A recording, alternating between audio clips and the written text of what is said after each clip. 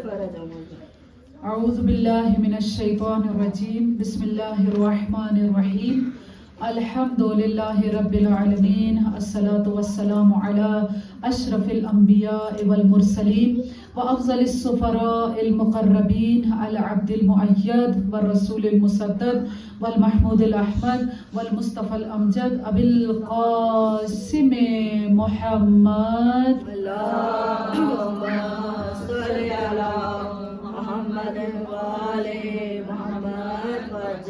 وعلى آله الطيبين الطاهرين المعصومين المظلومين الذين هم أركان الإيمان وأمناء الرحمن وبهم يمسك الله السماء أن تقال الأرض وبهم يمسك الله الأرض أن تميد بأهلها وبهم تنشر الرحمة ولولاها منهم لساخت بأهلها لا سيما بقية الله روحي وأرواحنا لتراب مقدمه الفداء الذي يملأ الأرض قسطا وعدلا بعدما ملئت ظلما وجورا اللهم اجعلنا من أنصاره وعوانه ولا تجعلنا من أعدائه صلوات پڑھیں محمد والے اللہم صلی علی محمد وآل محمد اما بعد فقد قال رسول اللہ صلی اللہ علیہ وآلہ وسلم ان الحسین مصباح الہدى وسفینۃ النجاة صلوات پڑھیں محمد والے اللہم صلی علی محمد وآل محمد سب سے پہلے تو یہ کہنا چاہوں گی کہ یہ ایک بہت اچھا پہلی دفعہ کسی نے ایسا کیا ہے کہ زائروں کے جانے سے پہلے ایک مجلس کا اہتمام کیا جائے تاکہ جانے سے پہلے ہم جو کچھ عرض کرنا چاہتے ہیں ان کی خدمت میں وہ کر دیا جائے اور انشاءاللہ کہ کچھ ایسی چیزیں جو میں ناچیز آپ کی خدمت میں پیش کرنا چاہوں کہ تاکہ آپ کا وہ سفر جو ہے وہ معرفت والا سفر ہو اور انشاءاللہ عشق سے بھرپور سفر ہو. صلوات پڑھ لیں محمد والے محمد.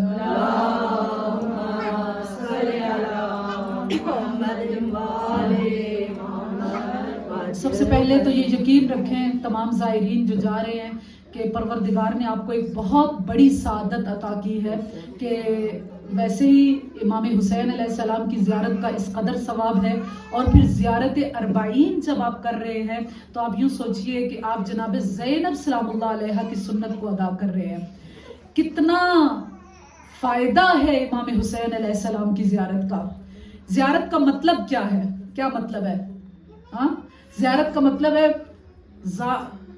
زارا، جیسے کہا جاتا ہے کہ وہ فلاں شخص جو ہے وہ زیارت کے لیے گیا. کیا مطلب ہے؟ وہ ملاقات کے لیے گیا. ٹھیک ہے، تو ائمہ علیہ السلام کی جب ہم زیارت کرتے چاہے وہ دور سے کی جائے چاہے نزدیک سے کی جائے اس میں کوئی فرق نہیں ہے، لیکن چونکہ زیارت قبر امام حسین علیہ السلام کا ثواب ہی الگ ہے. اور آپ لوگ جس سرزمین پر جا رہے ہیں وہ کون سی سرزمین ہے؟ وہ کربلا کی سرزمین ہے. انشاءاللہ کہ وہ جو اربعین کی مجالس ہوں گی اس میں آپ کو ضرور بیان کروں گی کہ کربلا کی اس سرزمین کے کیا فضیلتیں ہیں جو کہ ائمہ علیہ السلام سے خود قرآن کے اندر اور دوسری روایات جو بیان ہوئی ہیں کہ یہ سرزمین کربلا کس قسم کی سرزمین ہے. اس کی فضیلت ایسی سرزمین، ایسی زمین کہ جس کو تمام زمینوں پر فضیلت حاصل ہے. اور پھر کیوں فضیلت حاصل ہے؟ کیونکہ وہاں پر امام حسین علیہ السلام اور 72 شہدائے کربلا کی قبر ہے. اتنا زیادہ ثواب، یعنی جب مثلا بھابھی نے مجھ سے کہا کہ مثلا مجلس اس طرح پڑھنی ہے کہ وہ زائرین جا رہے ہیں تو میں خود جب تیار کرنا شروع کرتی ہوں تو یقین کریں میں نے جب ان روایات کو اکٹھا کرنا شروع کیا، ان احادیث کو کہ جو کہ زیارت امام حسین علیہ السلام سے متعلق ہے، تو ایسا لگ رہا تھا کہ گویا ہر انسان کے اوپر واجب ہے کہ وہ امام حسین علیہ السلام کی زیارت کرے. اور گویا ایسے لگ رہا ہے کہ ہر عبادت، ہر عمل سے جو افضل ترین عبادت اور عمل ہے وہ زیارت قبر امام حسین علیہ السلام ہے. صلوات پڑھ لیں محمد والے محمد. مثلا جیسا کہ روایات کہتی ہیں کہ جو کوئی امام حسین علیہ السلام کی قبر کی زیارت کے لیے نہیں جاتا فَهُوَ لَيْسَ مِنَّا، وہ ہم میں سے نہیں ہے. اس لیے کہا گیا کہ امام حسین علیہ السلام کی قبر کی زیارت کو کبھی ترک نہ کرو. اور روایات کیا کہتی ہیں کہ غریب و امیر ہر انسان پر امام کی زیارت واجب ہے. کتنی واجب ہے؟ کیا عمر میں ایک مرتبہ؟ ہاں، حج ایک مرتبہ ہے، خمس زندگی میں مثلا جب وہ استطاعت رکھے گا تو ایک مرتبہ ہے، ہاں زکوٰۃ اگر وہ صاحب استطاعت ہوگا تو تب ہے، ہاں لیکن زیارت قبر امام حسین علیہ السلام کے لیے کیا کہا گیا کہ غریب انسان کے اوپر بھی سال میں ایک مرتبہ واجب ہے، اور امیر کے لیے کو کم از کم سال میں 2 مرتبہ زیارت قبر امام حسین علیہ السلام کے لیے جائے۔ تو ایسا لگتا ہے کہ یوں جیسے کہ پروردگار کے نزدیک سب سے عظیم ترین عبادت جو ہے وہ یہی ہے کہ جو کوئی امام حسین علیہ السلام کی زیارت کے لیے جاتا ہے۔ کس قدر ثواب ہے کہ وہ بہت مشہور حدیث کہ جس کی جناب عائشہ اس کی روایت کرتی ہیں کہ ایک مرتبہ جناب رسول خدا صلی اللہ علیہ وسلم کے پاس امام حسین علیہ السلام تھے۔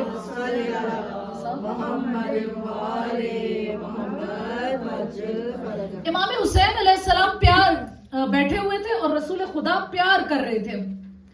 بی بی کیا کہتی ہیں کہ میں نے تعجب کیا کہ یا رسول اللہ آپ اس نواسے کے ساتھ اس قدر پیار کیوں کر رہے ہیں؟ رسول خدا نے کہا کہ کیوں نہ کروں۔ آگے سے امام حسین کے اس فضائل کو بیان کیا کہ یہ کون ہے؟ وَقُرَّةُ عَيْنِ، یہ میری آنکھوں کی ٹھنڈک ہے، وَثَمَرَةُ فُؤَادِي، میرا کیا ہے؟ میرا پارہ تن ہے۔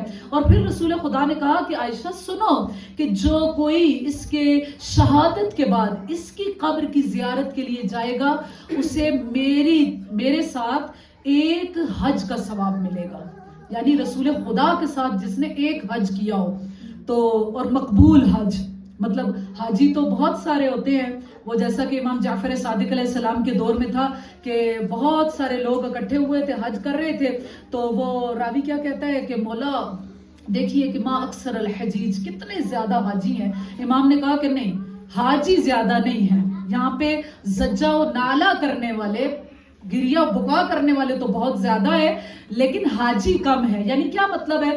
حج پہ تو بہت سارے انسان جاتے ہیں لیکن کس کو پتا ہے کہ اس کا حج مقبول بھی ہے یا نہیں؟ اور رسول خدا نے پہلا جو جملہ کہا ہے وہ کیا کہا ہے کہ جو کوئی اس شہزادے کی زیارت کے لیے جائے گا اسے میری ہمراہی میں، یعنی وہ میرے ساتھ رسول کے ساتھ کیا ہو، ایک مقبول حج کا ثواب ملے گا۔ جناب عائشہ نے تعجب کیا، ایک مقبول حج کا جو اس کی زیارت کے لیے جائے گا؟ رسول خدا نے کہا کہ 2 حج۔ ہاں انہوں نے کہا 2 حج، انہوں نے کہا 3 حج۔ وہ تعجب کرتی رہی اور رسول خدا حجوں کی تعداد بڑھاتے چلے گئے، یہاں تک کہ کتنے حج ہو گئے؟ 90 حج۔ کوئی شخص، مطلب تصور آپ کر سکتے ہیں کہ کوئی انسان، ابھی تو انسانوں کی عمر اتنی نہیں ہے، ہاں اوسط عمر کتنی ہے، ہاں اور پھر اس میں مطلب ایک عمر کے بعد کوئی حج کرتا ہے۔ سوچئے کہ اگر کوئی 90 حج کرے اور وہ 90 حج مقبول ہوں تو وہ ایک طرف اور زیارت قبر امام حسین علیہ السلام ایک طرف، تو سوچئے کہ آپ لوگ کتنے بڑی سعادت کو حاصل کرنے جا رہے ہیں۔ اور پھر ایک بہت پیاری حدیث، مجھے ہمیشہ مطلب جب بھی امام حسین علیہ السلام کی زیارت کے بارے میں مجھے کچھ پڑھنے کو ملتا ہے میں اس حدیث کو ضرور پڑھتی ہوں۔ اتنی خوبصورت حدیث ہے کہ وہ کیا ہے کہ زائر کی کیا فضیلت ہے، جو امام حسین علیہ السلام کی قبر کی زیارت کے لیے جاتا ہے اس کی کیا فضیلت ہے۔ کہا کہ جب وہ سامان سفر باندھ رہا ہے، یعنی سامان سفر سوچئے کہ کتنا عرصہ پہلے سے باندھنا شروع کر دیتے، کتنے دن پہلے سے، ہاں مثلا شاید کئی میں نے لوگوں کو دیکھا کہ جانا ہے اربعین پہ اور شاید مثلا وہ 3 ماہ پہلے سے تیاری شروع کر رہے ہیں۔ کہا کہ جب سے سامان سفر باندھنا شروع کیا، ہاں ابھی اس نے قدم نہیں اٹھائے، ابھی وہ کربلا نہیں پہنچا، سامان سفر باندھنا شروع کیا، پروردگار 1,00,000 ملائکہ کو بھیجتا ہے کہ تم جاؤ قفو عند باب عبدی، اس شخص کی جو کہ ابھی سامان سفر باندھ رہا ہے، ہو سکتا ہے کہ وہاں تک پہنچے ہی نہ، سامان سفر ہی باندھ رہا ہے، لیکن کیا پروردگار کہتا ہے کہ 1,00,000 ملائکہ کو اس کے دروازے پر بھیجتا ہے کہ جب تک یہ اپنے گھر سے نہیں نکلتا کیا کرو، قدس وسبحو، اس کی طرف سے تقدیس کرتے رہو، تسبیح کرتے رہو، ہاں اس کی طرف سے وہ ملائکہ تسبیح و تقدیس و تحلیل و تکبیر کرتے رہتے ہیں۔ پھر کہا کہ وہ جب قدم اٹھانا شروع کرتا ہے، ہاں زیارت کے لیے چلا گیا، ٹھیک ہے، اس کے تو آگے फजाइल ही और है ना कि इंशाल्लाह भी बताती हूँ कि एक एक कदम के बदले में, एक एक पसीने के कतरे में परवरदिगार उसके बदले में क्या क्या अजर अता करता है। बहरहाल क्या है कि उसने ज़ियारत कर दी, गया इमाम हुसैन अलैहिस्सलाम की ज़ियारत के लिए, वहां पर ज़ियारत को पढ़ा, वापस आया। अब जब ज़ियारत कर ली तो वहां से अब क्या परवरदिगार कहता है, और मलाइका की आवाज क्या आती है कि अब क्या है, तुम इस तरह पाक व पाकीज़ा हो गए हो कि जैसे माँ के शिकम से बच्चा निकलता है, बिल्कुल गुनाहों से पाक और पाकीज़ा हो गए। तो अब उसे क्या कहा जाता है कि अब अपने अमाल के असरनो तुम दोबारा शुरू करो, क्योंकि तुम पाक और पाकीज़ा और मुताहिर हो गए हो। हाँ, अब उसके बाद ज़ाहिर है वो दोबारा अपने घर की तरफ दोबारा रख्ते सफर बांध रहा है, ज़ियारत हो गई। हाँ, अब मलाइका क्या कहते हैं, कहा कि परवरदिगार क्या अब हम वापस चले जाएं। हाँ, इस पूरे सफर में 1 लाख मलाइका उसके साथ साथ रहे, वो जो घर से उसके साथ चले थे और उसकी तरफ से परवरदिगार की तस्बीह और तकदीस को बयान कर रहे थे। कहा कि क्या हम वापस चले जाएं, कहा कि नहीं, अभी वापस ना जाओ, अभी इस बंदे को उसके घर तक पहुंचने दो। तब तक वही फरिश्ते क्या कर रहे हैं, उसकी तरफ से तस्बीह और तकदीस और तहलील तकबीर जो कुछ भी है परवरदिगार का जिक्र अदा कर रहे हैं। अब वो बंदा अपने घर भी पहुंच गया, वापस आ गए ज़ायरीन। अब मलाइका क्या कहते हैं कि परवरदिगार अब हम कहां पर जाएं, कहां पर जाएं। तो परवरदिगार कहता है कि नहीं, तुम्हें इजाजत नहीं है अभी इसके घर से जाने की, इसके घर के दरवाजे तक ही रहो, इसकी मौत तक, जब तक कि इसे मौत नहीं आती इसके दरवाजे पर खड़े रहो और उसी तरह कि इसकी तरफ से तस्बीह तकदीस तहलील सब कुछ करते रहो और वो इसके नामा अमाल में लिखते रहो। ठीक है, अब मौत भी हो गई, मौत भी हो गई। हाँ, गुस्ल कफन दफन हो गया, कब्र में चला गया वो ज़ाहिर। अब मलाइका क्या कहते हैं, क्या परवरदिगार अब हमें वापस जाने की इजाजत है। तो परवरदिगार कहते हैं नहीं, इसकी कब्र पर तुम्हारी ड्यूटी है कि बरोज़े क़यामत तक तुम लोगों ने क्या करना है, इसकी तरफ से तस्बीह तकदीस और तहलील को बजा लाते रहना है। इस कदर सवाब है उस ज़ाहिर इमाम हुसैन अलैहिस्सलाम का।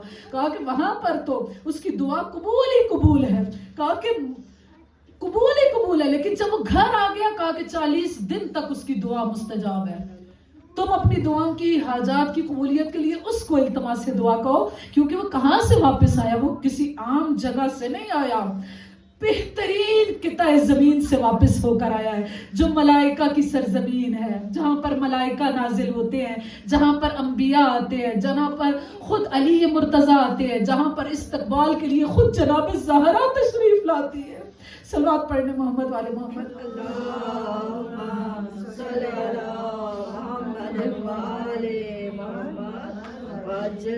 और फिर क्या कहा गया, कहा कि इस ज़ियारत इमाम हुसैन अलैहिस्सलाम का इवज़ क्या है, इवज़ क्या है, जन्नत है। और उस दिन भी जो अर्ज किया कि इतना ज़ाहिर और आजकल के ज़माने में हर साल की निस्बत और ज़्यादा महंगा होता जा रहा है, तो ज़ाहिर जो इतना खर्च करके जाता है तो क्या परवरदिगार उसके बदले में क्या करता है, क्या उसकी रोज़ी को तंग कर देता है, कहा नहीं, उसकी रोज़ी में फराखी आ जाती है। अगर वो पहले तंगदस्त था तो अब परवरदिगार उसकी रोजी को फराख कर देता है। पहले अगर किसी कर्ज में मुब्तला था, परवरदिगार गैब से उसके कर्जों को अदा कर देता है, उसकी रोजी में फराखी आ गई।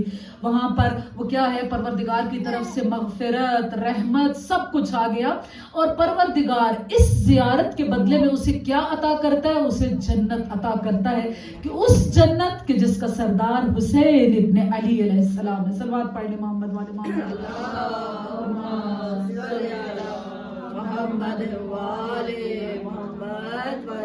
और फिर हदीस क्या कहती है, यकीन करें इतनी खूबसूरत अहादीस हैं जो ज़ियारत इमाम हुसैन अलैहिस्सलाम से मुतल्लिक है।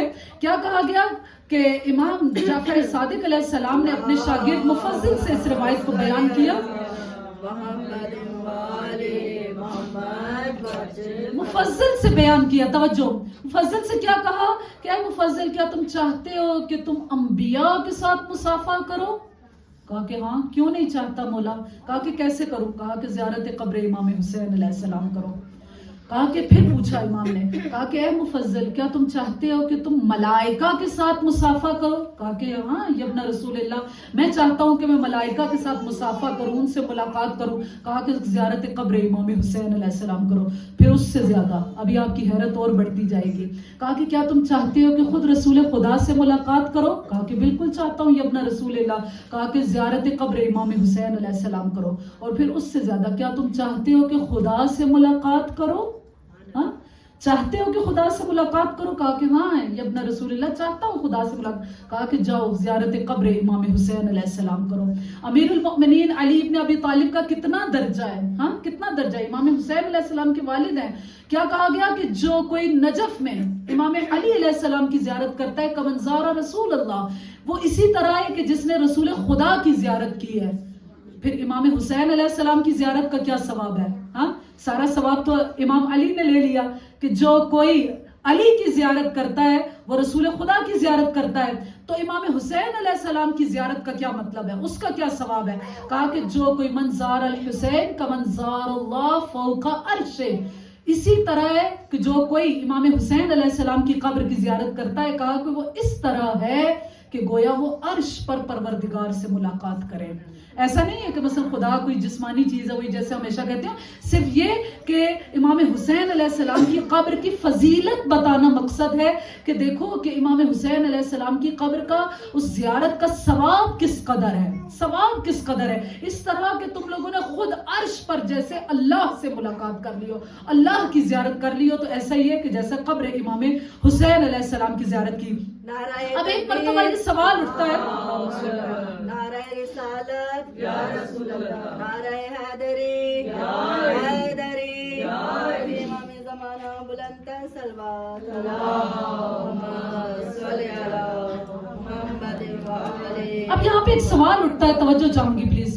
یہاں پہ ایک سوال اٹھتا ہے کہ کیوں امام حسین علیہ السلام کی زیارت کا اس قدر ثواب ہے؟ ہاں اتنا ثواب کہ ہمارے تو تصور سے بھی باہر ہے کہ جب انسان ان روایات کو پڑھے, ان احادیث کو پڑھے کہ آخر اتنا ثواب کیوں, اتنا ثواب. اس کی مثال علماء نے اس واقعے سے دی ہے کہ جیسا وہ واقعہ ملتا ہے کہ ایک بادشاہ سفر کرتے کرتے ایک جگہ پر گیا, وہ رستہ اس نے کھو دیا, اور دور صحرا میں اسے ایک نظر آیا کہ ایک خیمہ لگا ہوا ہے اور وہاں پر صرف ایک بوڑھی خاتون رہتی ہے. بادشاہ گیا وہاں پر اور اس نے بتایا کہ میں تو اس سلطنت کا بادشاہ ہوں, لیکن میں نے اپنا رستہ کھو دیا, گم گیا, مجھے میرا لشکر نہیں مل رہا, مجھے اپنی پتہ نہیں چل رہا کہ میں کس طرف جاؤں. اس بوڑھی عورت نے کہا کہ ٹھیک ہے آپ آج کی رات میرے مہمان رہیے. اس بوڑھی عورت نے کیا کیا کہ اس کے پاس صرف ایک ہی وہ بکری تھی, اس نے کیا کیا, اس جانور کو ذبح کیا اور بادشاہ کی خدمت میں پیش کر دیا. صبح کیا ہوا, ظاہر بادشاہ گم ہوا تھا, ساری سلطنت اس کے پیچھے لگی ہوئی تھی, اس کا سارا لاؤ لشکر سپاہی سب اس کے پیچھے تھے. صبح مل گیا بادشاہ کو, جب ملا تو بادشاہ تک پہنچ گئے. تو بادشاہ نے کہا کہ نہیں, اب جب میں اپنی محل میں واپس جاؤں گا تو میں اس بوڑھی کو بھی ساتھ لے کے جاؤں گا. اب جب ساتھ لے کر گیا تو وہاں پر دربار سجا اور پوچھتا ہے کہ تم سب بتاؤ درباری کہ میں اس عورت کو, اس بوڑھی عورت کو جو اس نے ایک رات میں میری خدمت کی, میں اس کے بدلے میں اسے کیا دوں, کیا دوں. کسی نے کہا کہ اس نے ایک جانور ذبح کیا تھا, توجہ, ایک جانور ذبح کیا تھا, اس کے بدلے میں اسے 20 دے دو. کہا کہ نہیں یہ کافی نہیں ہے. کہا کہ نہیں. کسی نے کہا کہ مثلا 100 دے دو. کہا نہیں یہ کافی نہیں ہے. بڑھاتا گیا اور ہر دفعہ بادشاہ کہتا تھا کہ نہیں یہ نہیں ہے. کسی نے کہا کہ اپنی آدھی سلطنت دے دو. اس نے کہا یہ بھی کافی نہیں ہے. تو پھر کسی اس کے وزیر نے کہا کہ پھر بادشاہ تم کیا چاہتے ہو, کہ ساری سلطنت اس بوڑھی عورت کو دینا چاہتے ہو؟ بادشاہ نے وہاں پر کیا کہا کہ اگر میں اپنی ساری سلطنت بھی دے دوں تو وہ بھی ناکافی ہے, کیونکہ اس بوڑھی عورت کے پاس اس جانور کے سوا کچھ تھا ہی نہیں. اس نے سب کا سب میری خدمت کے لیے رکھ دیا. اب اگر میں اپنی ساری سلطنت بھی دے دیتا ہوں تو اس کے احسان کا بدلہ نہیں ہے. اسی طرح امام حسین علیہ السلام نے راہ خدا میں کیا دیا, جو کچھ امام حسین علیہ السلام کے پاس تھا وہ سب کا سب امام حسین علیہ السلام نے راہ پروردگار میں دے دیا. اب پروردگار کیا کہتا ہے کہ میری خدائی میں جو کچھ بھی ہے وہ سب حسین ابن علی کا ہے, چاہے وہ آسمان ہے, زمین ہے, سمندر ہے, سرخی ہے, سفیدی ہے, جو کچھ بھی ہے وہ سب کچھ امام حسین علیہ السلام کا ہے. اسی لیے کیا کہا گیا کہ زیارت امام حسین علیہ السلام کا ثواب اس قدر ہے. لیکن اس زیارت امام حسین علیہ السلام کے بھی کچھ آداب ہیں, کچھ آداب ہیں. آپ جب اس سفر زیارت پہ جانے لگے ہیں تو اس کے لیے خاص طور پر روایات میں جو چیزیں ملتی ہیں وہ کیا ہے کہ سب سے پہلے تو یہ کہ جیسے ائمہ علیہ السلام کا طریقہ ہوتا تھا, کبھی بھی ایسا تصور نہ کیجئے کہ آپ قبر امام حسین علیہ السلام کی زیارت کر رہے ہو, نہ کبھی صرف یہ کوشش کریں کہ آپ کا ہاتھ صرف زری تک لگ جائے, کیونکہ ہوتا یہی ہے کہ جب وہاں سے زائر جب آتے ہیں تو وہ بڑی خوشی سے بتا رہے ہوتے ہیں میں تو زری تک پہنچ گیا, میں نے ہاتھ لگایا. آپ کا مقصد ذریعے امام حسین تک پہنچنا نہیں ہے, آپ کا مقصد کس تک پہنچنا ہے؟ خود حسین تک پہنچنا ہے, خود امام حسین علیہ السلام تک پہنچنا ہے. اس ثواب کو حاصل کرنے کے لیے, اس فضیلت کو حاصل کرنے کے لیے آپ نے کیا کرنا ہے؟ ظاہر ہے جیسے ائمہ علیہ السلام کا دور ہوتا تھا, ائمہ جب زندہ ہوتے تھے تو کیا ہوتا تھا کہ اس وقت بھی ائمہ کی خدمت میں جو وقت کا امام ہوتا تھا, آتے تھے زائر, امام سے اجازت چاہ کر پھر جایا کرتے تھے, اذن لے کر جایا کرتے تھے. اب ہمارے وقت کے امام کون ہیں؟ امام زمانہ ہیں. کیا کریں؟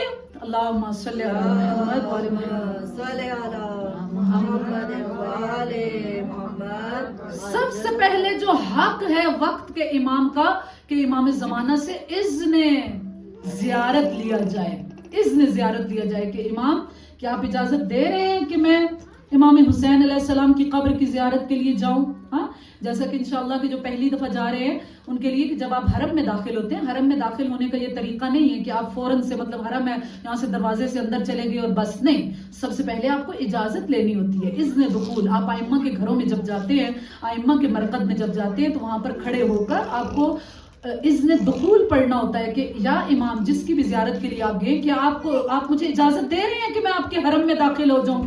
اور اس وقت آپ کو کیسے پتا چلے گا, کیسے پتا چلے گا کہ وہاں سے اجازت مل گئی؟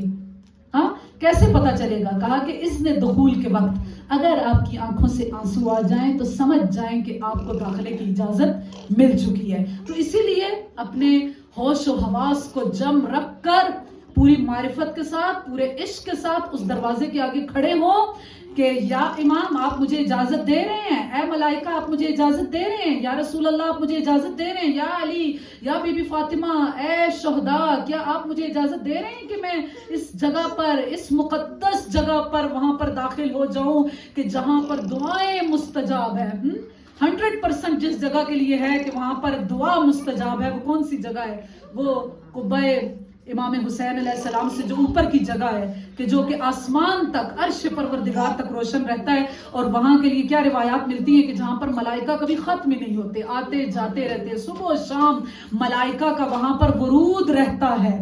اسی لیے ائمہ کو کیا کہا جاتا ہے کہ جب ہم زیارت جامعہ پڑھتے ہیں تو کہتے ہیں کہ السلام علیکم یا اہل بیت النبوہ و معدن الرسالہ و مختلف الملائکہ. آپ کون سی ہستیاں ہیں؟ آپ اہل بیت نبوت ہے, نبوت کا گھرانہ ہے, نبی کا گھرانہ نہیں, نبوت کا گھرانہ ہے. وہ معدن الرسالہ, آپ کون ہیں؟ آپ رسالت کی کان ہیں. اور اس کے بعد کیا کہا جاتا ہے؟ وہ مختلف الملائکہ, آپ کون ہیں کہ جہاں ملائکہ کا اکثر آنا جانا رہتا ہے, ان کی زندگی میں بھی مرنے کے بعد بھی. ایسا نہیں ہے مثلا زندگی میں ہم سب کو پتا ہے کہ جناب زہرا سلام اللہ علیہ گھر ملائکہ کا آنا جانا تھا, کہ اگرچہ رسول خدا صلی اللہ علیہ وسلم کے بعد ایک مرتبہ جب وحی کا سلسلہ ختم ہو جاتا ہے, لیکن وحی کا سلسلہ ختم ہو جاتا ہے, یعنی وہ جو قرآن کی صورت میں وحی آ رہی تھی وہ ختم ہو گیا, لیکن ملائکہ اس گھر سے اپنے تعلق کو توڑتے نہیں ہیں, وہاں پر ملائکہ کا آنا جانا رہتا ہے. اسی طرح کربلا, چاہے کربلا ہے, مشہد ہے, سامرہ ہے, کاظمین ہے, آپ کسی جگہ پہ جائیں, مکہ و مدینہ جہاں ائمہ علیہ السلام کے حرم موجود ہے, وہاں یہ ہستیاں کیا ہے؟ مختلف الملائکہ ہے. مختلف کا مطلب یہ ہوتا ہے کہ جہاں پر ملائکہ کا اکثر و بیشتر آنا جانا رہتا ہے. وہی جگہ کہ جو قبہ امام حسین علیہ السلام ہے, جہاں پر قبر امام حسین علیہ السلام ہے, کہ وہ جگہ ہے کہ جہاں پر ملائکہ عرش تک آتے جاتے رہتے ہیں, کبھی یہ سلسلہ قیامت تک تھمتا ہی نہیں ہے. اور انشاءاللہ آپ لوگ جب ابھی مشی کریں گے تو مشی کے دوران بھی مثلا میں تو بہت سال ہو گئے مجھے, 6-7 سال کی جب میں نے کی تھی, تو آپ بھی انشاءاللہ جب جائیں گے تو آپ دیکھیں گے کہ مختلف پولز پر کیا چیزیں لکھی ہوئی ہیں, آپ دیکھتے جائیں کہ کیا کیا چیزیں انہوں نے لکھ کے رکھی ہوئی ہیں. ایک جملہ جو دل کو کاٹ دیتا ہے, جو ہر جگہ پر لکھا ہوا ہے, آپ مختلف جگہ پہ بینرز لگے ہوئے دیکھیں گے. ویسے شہداء کے لیے تو ہے ہی کہ شہداء کے تصاویر لگی ہوئی ہیں اور لکھا ہوا ہوتا ہے کہ مثلا ان شہداء کو وہاں پر اپنی دعاؤں میں نہیں بھولیے گا. وہاں پر ایک جملہ بڑا پردرد جملہ لکھا ہوا ہوتا ہے کہ امام زمانہ کی طرف سے, کہ جب تم قبہ امام حسین کے نیچے جانا, ابھی جیسا کہ بتایا کہ وہاں پہ دعا مستجاب ہے, امام زمانہ کی طرف سے وہ جملہ لکھا ہوا ہوتا ہے کہ جب تم وہاں اس جگہ پر امام کی اس گنبد کے نیچے چلے جانا تو وہاں پر میرے ظہور کی دعا ضرور کرنا. امام جو ہے وہ دکھی دل کے ساتھ ہر زائر ہر مشی کرنے والے کو کیا کہتے ہیں کہ وہاں پر مجھے فراموش نہ کرنا اور نہ ہی ان شہداء کو بھولے کہ جن شہداء کی قربانیوں کی وجہ سے آج آپ وہاں مشی کرنے کے قابل ہوئے. مثلا یہ شہداء کی قربانیاں ہیں, ان کو فراموش نہیں کرنا, دعاؤں میں کبھی بھی نہیں بھولنا.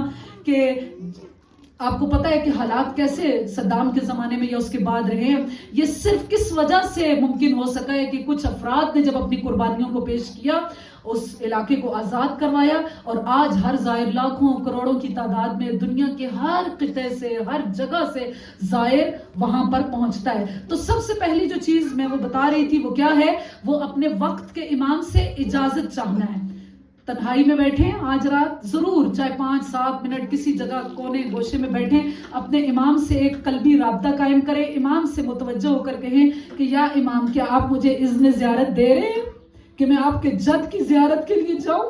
ہاں, اور پھر کیا کہا گیا کہ اس زیارت کا جتنا ثواب ہے, ہاں, کہ اتنا بڑا ثواب کہ ہر قدم کے بدلے میں پروردگار جو ملائکہ کو خلق کرتا ہے, ہر پسینے کے ایک قطرے کے بدلے میں پروردگار ملائکہ کو خلق کرتا ہے.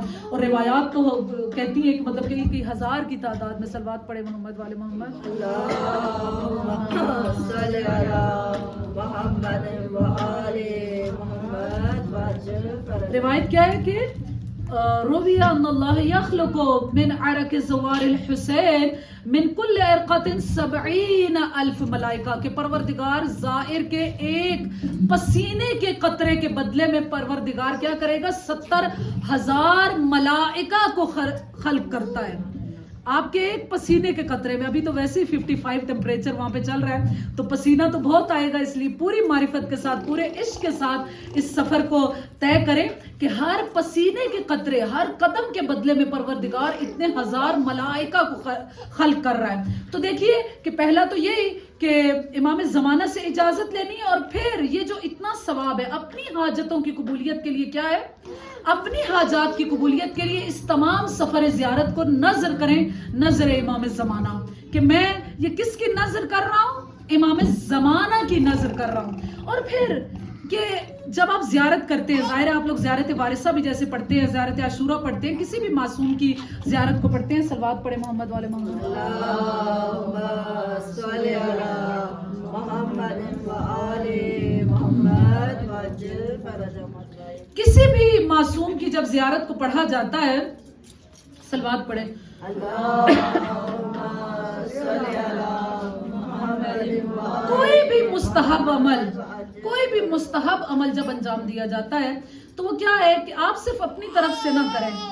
کس کی طرف سے کریں, اپنے عزیز و اقربا, اپنے بہن بھائیوں, تمام مومنین مومنات, مرحومین و مرحومات, تمام شہدائے اسلام, تمام مراجعین, تمام ایسے لوگ جو دنیا سے چلے گئے, جیسا ہم کہتے ہیں جو بے اولاد گئے, جن کا کوئی فاتحہ پڑھنے والا نہیں ہے, آپ نے کیا کرنا ہے, ان سب کی نیابت میں اس زیارت کو انجام دینا ہے.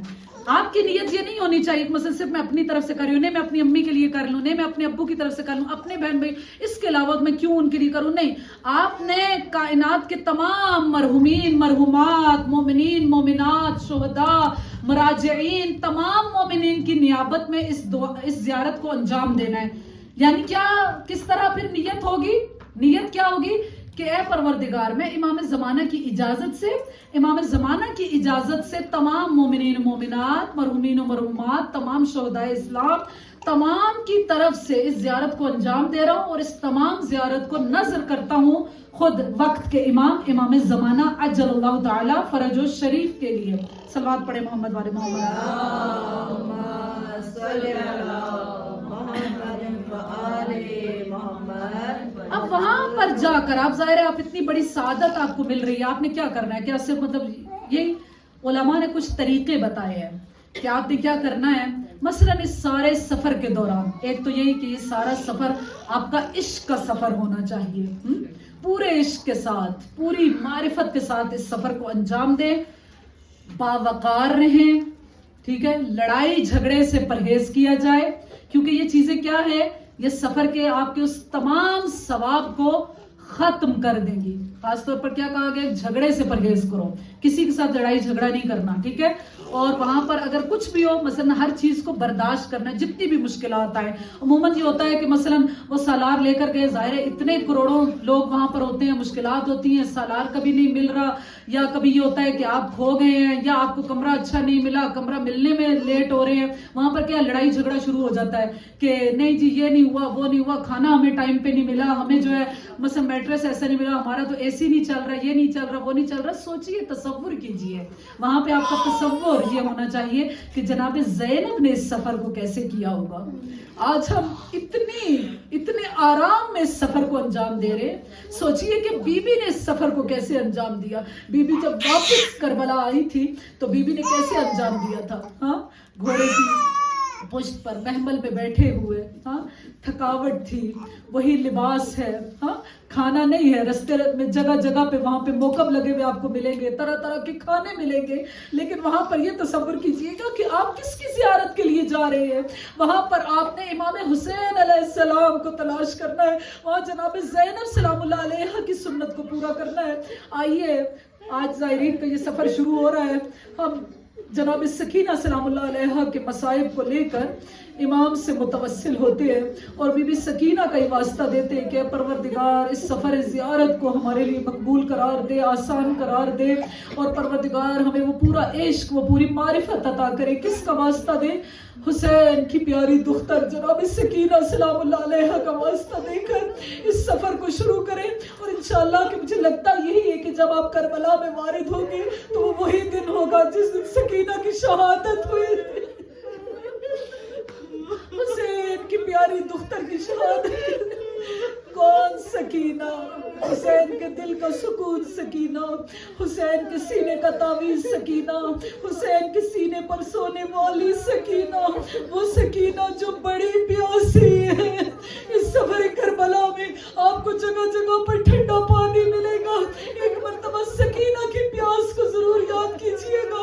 वो सकीना जो करबला से चली थी, बड़ी प्यासी थी, बड़ी प्यासी थी। रिवायत क्या कहती है कि एक जगह पर जनाब सकीना सलामुल्लाह अलैहा को प्यास लगी। बीबी ज़ैनब से क्या कहती है, ए फूफी अम्मा, प्यास ने बड़ा सताया है। और फूफी क्या कहती है, सकीना थोड़ा सा सब्र करो, अभी ये काफिला रुकेगा, शिम्र लई पानी तकसीम करने के लिए आएगा। ऐ सकीना, मैं तुम्हें शिम्र से मांग कर दूंगी, क्योंकि पानी मांगना ऐब नहीं है। इसलिए अहले बैत रसूल के बारे में मिलता है कि कुछ जगहों पर अहले बैत ने पानी को तलब किया है, क्योंकि पानी का मांगना ऐब नहीं है। काफिला रुका, शिम्र लई ने अपनी मश्क को निकाला, सकीना दूर एक टीले पर बैठ गई। शिमर की नजरें सकीना पर है, सकीना की नजरें उस मश्क पर है। शिमर समझ गया कि सकीना पानी की बड़ी प्यासी है। शिमर ने क्या किया, अपने सिपाहियों को पानी पिलाया। नजरें जनाब सकीना पर है। पानी पिलाने के बाद अपने घोड़ों को पानी पिलाना शुरू किया। देख रहा है कि हुसैन की प्यारी दुख्तर सकीना पानी की बड़ी प्यासी है और शिमर से पानी तलब करना चाहती है। शिमर की नजरें भी सकीना पर है। एक मर्तबा अपने घोड़ों को पानी पिलाया और तभी देख रहा है कि मश्क में थोड़ा सा पानी रह गया है। रिवायत क्या कहती है, सकीना ने समझा शिमर अब ये थोड़ा सा पानी मुझे देगा, लेकिन शिमर लई ने क्या किया, सकीना को दिखाकर वो पानी जमीन पर फेंक दिया। अब काफिले को कूच का हुक्म मिला। शिमर लई ने सकीना को पानी न दिया। सकीना अपनी जगह से उठी, उस जगह पर आई कि जहां पर वो पानी गिराया था, उस ठंडी जमीन पर सकीना अपने हाथों को रखती है, कभी अपने चेहरे पर लगाती है, कभी अपने गले पर लगाती है। इसीलिए दुआ करते हैं, खुदा सबको शाम दिखाए, जनाब सकीना का वो रोजा दिखाए। खुदा आप कभी भी रुकैया कि उस रोजे पर लेकर जाए कि जहां पर मुख्तलिफ सबीले लगी हुई है, हर जगह पर सबीले हैं, लेकिन वहां पर नाम जो लिखा है वो अब्बास का नाम नहीं है, वली असगर का नाम नहीं है, वो सबीले सकीना सलामुल्लाह अलैहा है, वो सबीले सकीना सलाम। अला منقلب ينقلب